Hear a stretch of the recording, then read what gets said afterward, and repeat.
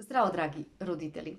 Од денес повторно почнуваме со видеата за свесното родителство преку содржините од книгата на авторката Шефалица Бари "Родителска карта".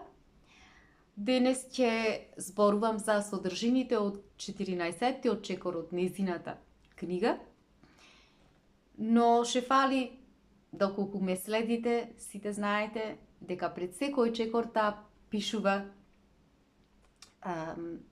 стихови и јас секогаш ги читам нејзините стихови, затоа што се навистина преубави и преку нив таа дава еден краток опис на она што како содржина го дава во својот чекор.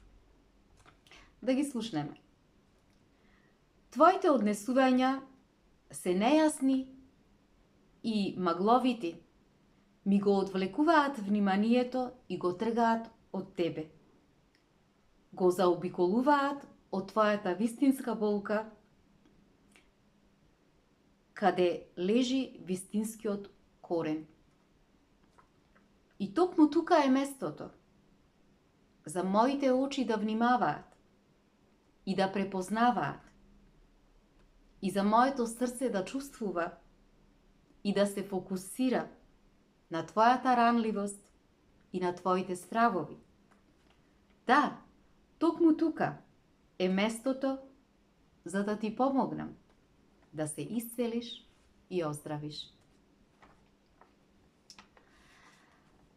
Шефали овој чекор го нарекла: родители, комуницирајте со вашето дете преку детскиот јазик. Зошто баш оваа тема го носи овој наслов? Токму поради тоа што децата со нас често комуницираат на начин кој знае да биде нејасен, недиректен. Меѓутоа, истото се случува и со нас, меѓу возрастните, меѓу нас возрастните, да не искомуницираме на начин кој би придонесол за една ефикасна и една ефективна комуникација меѓу нас, комуникација која подразбира да сакаме да бидеме разбрани на начин на кој што ние очекуваме. И токму поради тоа Шефали ги прашува родителите: замислете пак како име на децата. Кога ние како родители навистина би научиле од раното детство да знаеме како да си ги изразиме своите собствени чувства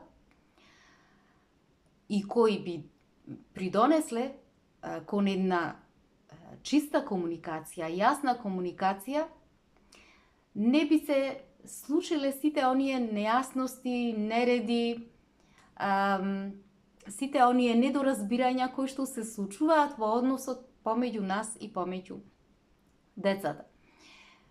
Зошто најчесто се случува тоа? Се случува затоа што ние како родители пропуштаме голем дел од знаците на реактивност во односот со децата и таа реактивност ја фрламе преку едни незрели начини, преку едни нездрави начини кон нас или пак кон нашата блиска околина. Како? Па некогаш тоа го правиме преку гнев, преку бес или пак преку вознемиреност или анксиозност, или се повлекуваме. И токму поради тоа Шефали објаснува дека навистина нас, на возрастните, ни е потребна свесност, потребна ни е намера и волја за да можеме да ги декодираме нашите чувства со цел да ги насочиме кон една свесна и јасна комуникација, особено во односот со нашите деца. И таа е главната причина за да се прекине таа дисконекција која што настанува во комуникацијата помеѓу нас и помеѓу детето. И за да може прво тоа да се случи, за да се прекине таа дисконекција, што е потребно? Потребно е родителот да го научи јазикот на детето. Што значи тоа? Тоа според Шефали значи дека децата играат, но ние, родителите, многу ретко не го правиме тоа. Скоро никогаш. И токму поради тоа се случува таа разлика помеѓу тоа како децата си го процесираат својот свет и како ние како родители гледаме на тој нивен свет. Сега, голем број од нас како родители, зошто не сакаме да го учиме суштинскиот, природниот јазик на детето, а тоа е јазикот на играта, како што го вели Шефали, затоа што спрема нас тоа е нешто досадно, нешто кое спрема нас значи губење на време, но многу од нас како родители ќе кажат, се разбира Шефали, дека ние како не играме со децата, влегуваме во игра со децата, особено за време на викендите, играме фудбал со нив заедно во слободното време, играме различни спортови, или пак играме структурирани игри, табла, не лути се човече и така натаму.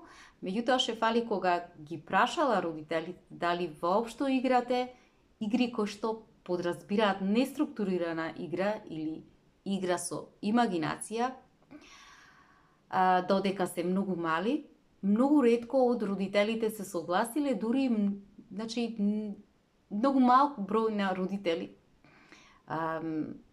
одговориле дека тоа го прават. Зошто? Затоа што самите признале дека тоа било многу досадно и непродуктивно за нив. Меѓутоа, таа вели токму родители овде лежи проблемот. Затоа што неструктурираната игра или имагинативната игра со децата е примарниот или основниот детски јазик. Јазикот преку кој учиме ние, родителите, да можеме да комуницираме и да се поврземе природно со нашите деца. Што значи тоа? Дека ние како родители, ако не умееме или не сакаме да се занимаваме и да се вклучуваме во таа неструктурирана игра со нашите деца, тогаш таа вели родители, замислете колкава е неповрзаноста со нашите деца. Зошто? Затоа што децата прво играат, потоа учат да зборуваат, потоа учат да работат. Значи, тоа се случува пред се поради фактор што до 7-та година нивното мозоче не е доволно развиено за да може да поседува критичко размислување. Значи, за да може тие критички да размислуваат за постојниот свет во реалност, во таа реалност во која што се наоѓаат. Мозочето на детето до 7-та година е во една состојба на екзистенција, тие се како во еден сон и токму поради тоа децата како ја интерпретираат, го интерпретираат својот живот преку символи, преку знаци, преку метафори, преку имиджи, преку цртежи. И токму децата поради тоа, значи тие не поседуваат зборови, не поседуваат етикети, не поседуваат критички анализи за нивните искуства, туку децата живеат преку директно искусување. И токму поради тоа животот на децата во тие години е многу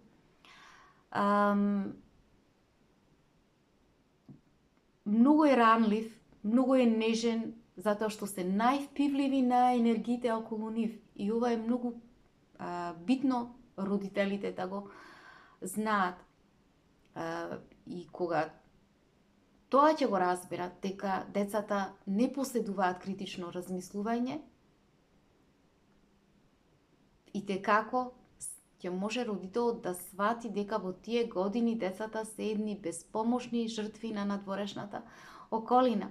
Колку родителот го фрла ѓубрето од возрасниот свет, од надворешниот свет кон детето, до толку детето се загадува неговата природност. А колку помалку родителот фрла ѓубре од надворешниот свет, до толку детето останува поотворено, детето останува поврзано со своето внатрешно знаење. И тоа се, тие години пред 7-та година, кога се најкруцијални за психофизичкото здравје на самото дете, затоа што во тие години се развива емоционалната основа кај детето. Но, бидејќи ние како родители не сме свесни за тоа, не поседуваме знаење за тоа, што правиме? Несвесно ги принудуваме децата да ги напуштат своите собствени светови преку нивниот мајчин природен јазик, јазикот на играта, на неструктурираната игра, и ги предвреме ги спремаме тие да влезат во светот на возрастните. А светот на возрастните е свет на структура, свет на оценки, свет на знаења, кои што се добиваат преку посебни правила на учење. И кога децата влегуваат предвреме во светот на возрастните, и како тие влегуваат во еден недостаток. Принудени се да го напуштат својот природен јазик и влегуваат во... ги тераме децата едноставно да учат друг странски јазик, кој што не е соодветен за нив, а тоа е јазикот на возрастните. Играта со децата, што подразбира суштинската игра, мајчиниот природен јазик на децата, подразбира влегување во светот на децата, преку светот на имагинацијата на детето, каде што постојат огромен број на можности. Што подразбира тоа? Подразбира клечење на подот како куче, имитирање на гласот на кучето, влечкање по подот како змија, разговор, измислување на приказни, разговор со звезди, разговор со сонцето, разговор со месечината, или пак едноставно допир со цвеќињата, разговарање со цвеќињата, мирисање на исто така на цвеќињата, цртање, запознавање со боите, слободно чувствување на ветрот, на дишењето, на природата надвор и така натаму, поврзување со дрвијата. Обично тоа е нешто кое е досадно за родителот, неинтересно за родителот, меѓутоа токму тоа подразбира да се влезе во светот на детето и наместо ние да го направиме она што го правиме, го пресадуваме детето во нашиот возрасен свет. И шефали им се обраќа на родителите дека родители, голем дел од нас навистина не го разбираме, ја не ја разбираме природната, јазикот на децата, природната игра на децата. А што се подразбира по тоа? Се подразбира суштинското размислување, суштинското разбирање и суштинското делување на самото дете. Зошто? Затоа што ние го толкуваме однесувањето на детето од низ очите на возрастните, низ една призма на нашето собствено его. И така нашите цели, возрастни цели, и те како се разликуваат од целите на децата. Со што настанува дисконекцијата. И токму овој чекор, 14-ти чекор, е за тоа како ние да можеме како родители да го декодираме јазикот, природниот јазик на децата, низ нивната неструктурирана игра. Шефали при тоа им објаснува на родители, не знаете колкав голем е бројот на родители кои што доаѓаат кај мене, особено додека се децата мали до 7-та година, токму поради тоа постојано плачење кое се јавува кај децата, нивната постојана вознемиреност, и родителите тоа не можат да го објаснат.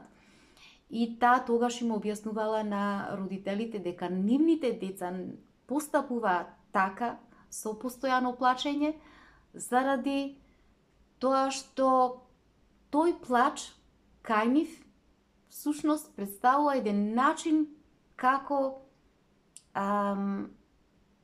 децата ја комуницираат нивната нелагодност, нивната болка, како децата всушност преку тој начин тие ги изразуваат нивните тешкоти, нивните страдања, нивните стравови, а родителите пак сосема поинаку ги разбирале децата. Често пати тие и се обраќале на шефали, ама детето на овој начин е многу грубо со мене, тоа е невоспитано, е некултурно и така натаму. Меѓутоа, во овој контекст шефали, за да им помогне на родителите, им го давала своето собствено искуство, кое што го пренесува во незината книга за незината ќерка Маја, кога имала само 12 години, и еден ден си дошла од училиште, но шефали не ги препознала незините знаци на вознемиреност и прашувајќи ја како си поминала на училиште, најнаш Маја и дала одговор: јас те мразам. И шефали веднаш влегла во една реактивна состојба, премногу лично си ги излела зборовите на незината ќерка и почнала да и се обраќа со еден повисок тон: како се осмелуваш така да се однесуваш спрема мене, така со тие зборови, како можеш толку сурова да бидеш спрема мене, како не ти е срам, после се она што јас го правам за тебе, и почнала понатаму да реди зборови на осуда, да реди зборови на неблагодарност према својата ќерка, се со цел за да може што повеќе да се почувствува лошо нејзиното дете. Меѓутоа, откако престанала со тоа, нејзината ќерка тогаш и се обратила и рекла: мамо, бев само вознемирена и она што ти го кажав не се однесуваше за тебе, туку се однесуваше за мене, но јас едноставно не знаев како да го изрезам. И зошто секогаш кога некогаш така сум вознемирена, ќе кажам некои зборови, ти веднаш лично си ги земаш за тебе и веднаш пламнуваш. И тоа бил моментот кога тие зборови и како гром од ведро небо ја удриле шефали и сватила дека навистина ќе мора да направи нешто друго, ќе мора самата да најди поинаков начин како да го разбере, да ја разбере комуникацијата со своето дете. Ќе мора да направи некоја промена во начинот на кој што комуницира со своето дете, затоа што првичните нејзини зборови само ја внесле во нејзина реактивност, таа се почувствувала многу невредна, се почувствувала многу несакана и со што се активирало нејзиното повредено дете преку нејзиното его. Но подоцна, последните зборови и како ја освестиле Шефали во насока дека навистина самата во тој момент рекла, аха, значи мојата ќерка Маја не го мислеше она што го кажа со нејзините зборови, на начин на кој што јас го протолкував.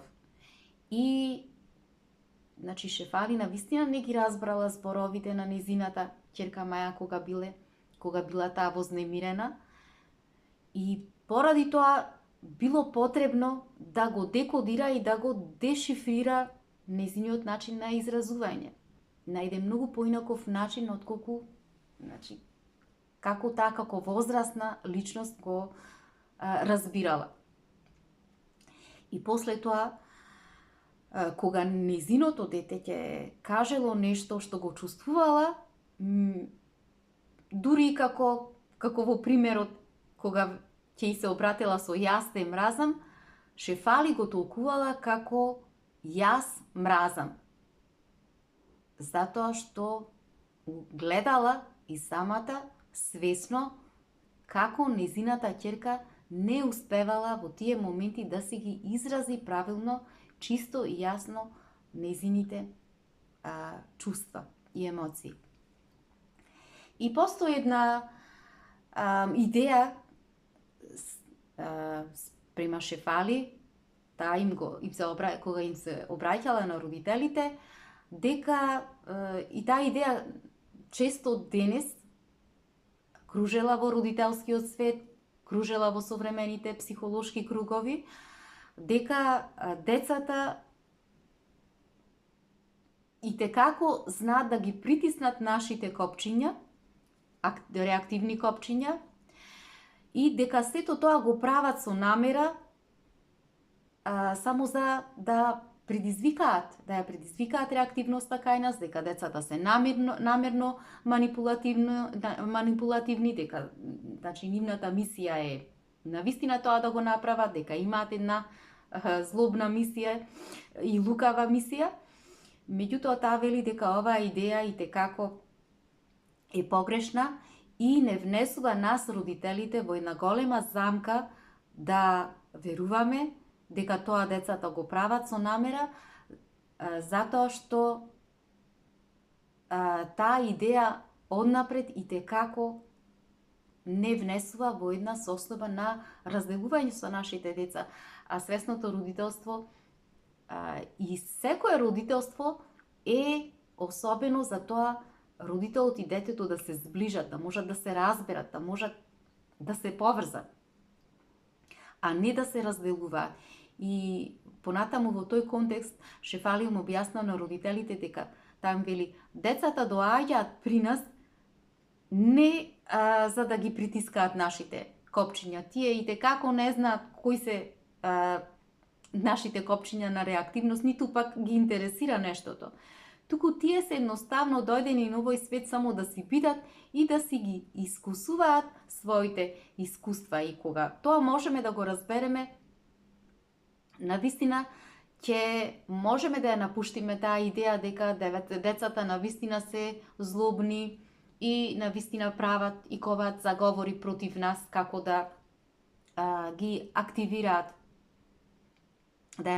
нашата реактивност. Сега таа вели дали децата можат навистина да бидат остроумни и паметни во изнаоѓање на решенија за да можат да си ги задоволат своите потреби.